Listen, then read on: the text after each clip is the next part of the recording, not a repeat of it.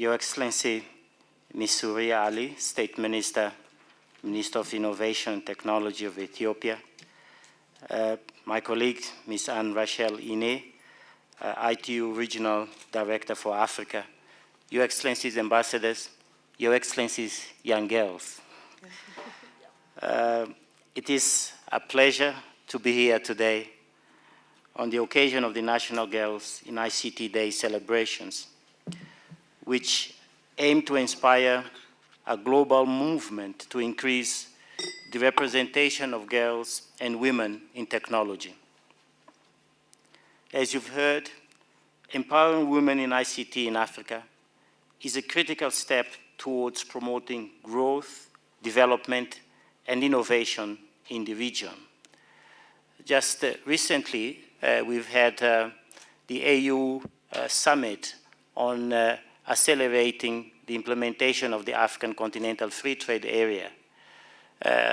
This will create a market of now about 1.4 billion people, and by 2050, a market of 2.5 billion people.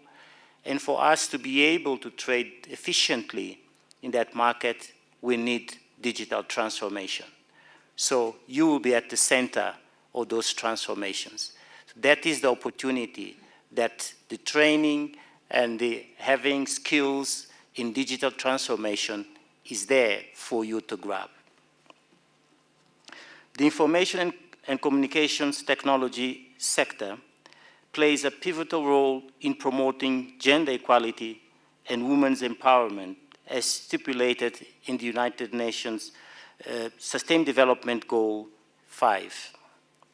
At ECA, we are committed to the goal of equal access for young women and girls to opportunities in science, technology, engineering, and mathematics. Here, we'd like to applaud the government of Ethiopia for its efforts in center staging education in STEMs as part of their structural transformation agenda, by sending very clear policy signals, by providing incentives for students to pursue education in science and technology, engineering and mathematics. That's critical for Africa to go up in the value chain. That is critical for Africa to claim Agenda 2030 and Agenda 2063. So in this day, I'd like really to invite you to pursue this career as you grow older, as it were. While there are many challenges facing women in this sector, there are also numerous efforts underway to support and empower them. By closing the gender gap in ICT, Africa can tap into the full potential of its workforce and harness the potential of the digital economy. It's really a luxury that we cannot afford, to have more than 50% of our population that don't have the necessary skills to play a meaningful role in all of this potential that we've enumerating today. So governments are therefore encouraged to facilitate access to education for all the women and girls on the continent. Your Excellencies, ladies and gentlemen, ECA is proud to partner with the ITU as well as UN Women and host governments in support one of ECA's flagship initiatives, the Connected African Girls. It's a coding camp which has been offering coding camps for girls and young women between the ages of 12 and 25 years, both in person and online. ECA launched the initiative in 2020 and has conducted 7 coding camps in Ethiopia, Cameroon, Guinea, Senegal, Namibia, Tanzania, and most recently in Niger, training over 300,000 girls and women in person and online. Of course, for a population of 1.4 billion people, 30,000 girls and women is just a drop, a very, very small drop in the ocean. And here indeed is where we need to invest more to encourage more and more partners and institutions, and of course more girls to take these kinds of opportunities.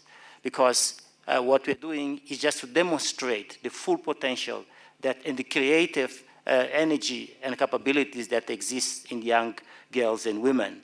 And in these coding camps are just, 2 weeks or so. And after those 2 weeks, and we were together, and Rachel in Niger, during the African Regional Forum on Sustained Development, and we've seen what in just 2 weeks of exposure to machine learning, to programming and other technologies, what the young girls and women could do. So it's really about scale. It's about raising our levels of ambition that we are talking about today. If we can provide access to this opportunity to the many more girls out there, then we'll be realizing the dreams of many people out there. So I fully agree, and I'm fully aligned with the comments of the predecessors, my predecessing speakers, about your role in mobilizing more of your colleagues to take this journey. In Ethiopia, ECA trained 124 girls and young women, and I'm extremely proud that 5 of the alumni are here today, representing this successful cohort and sharing their experiences, navigating an ICT-based solutions to daily challenges. And what is important here is that each and every one of the girls and young women that participated in these coding camps, they provided context-specific solutions. And this is absolutely critical, and that's where the market is. Because if you can develop solutions in local languages that engage the local communities, then you'll be addressing some of our major problems in the deployment of ICT in Africa, is that many of the content is not context-specific. So that's the opportunity again. So the camps train participants in disciplines ranging from web development, gaming. Gaming is a huge market. We don't want, of course, that everyone spends hours and hours playing games, but it's a huge market, trillions of dollars. Robotics, artificial intelligence, and 3D printing. The trainees then develop their own innovative digital projects which address problems in their local communities while contributing to the SDGs and Agenda 2063. Knowing that women are an incredible engine for economic growth, and the state minister have alluded to this, and community development, it is imperative to empower young women and girls to become inspiring digital creators and innovators who can demonstrate their solutions and visions for a better Africa and a better world. So you are the agents of change towards Agenda 2063.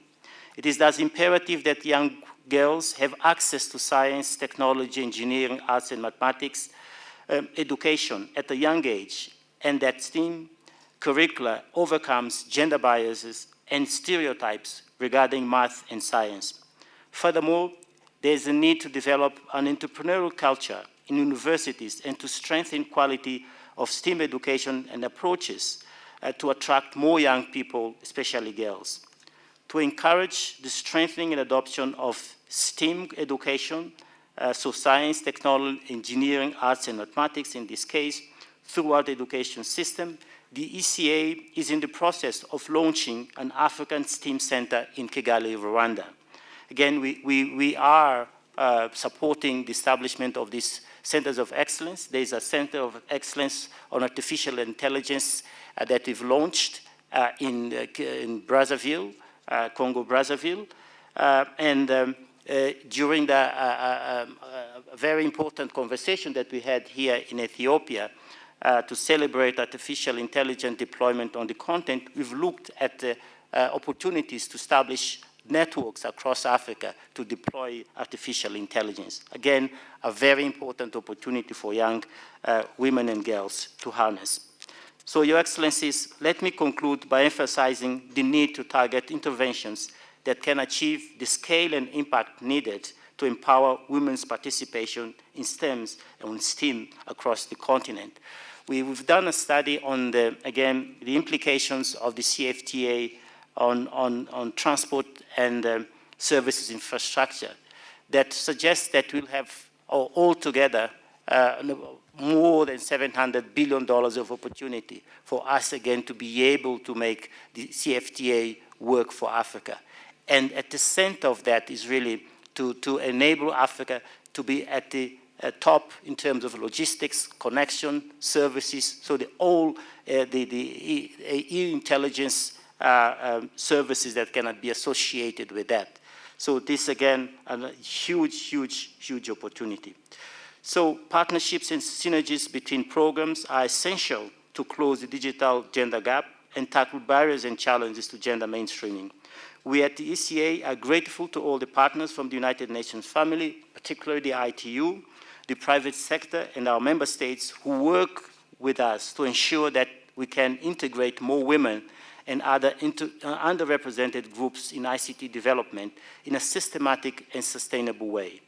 Bringing the diverse perspectives of women and young girls and other underrepresented groups in the digital sector will create a more inclusive digital future for all.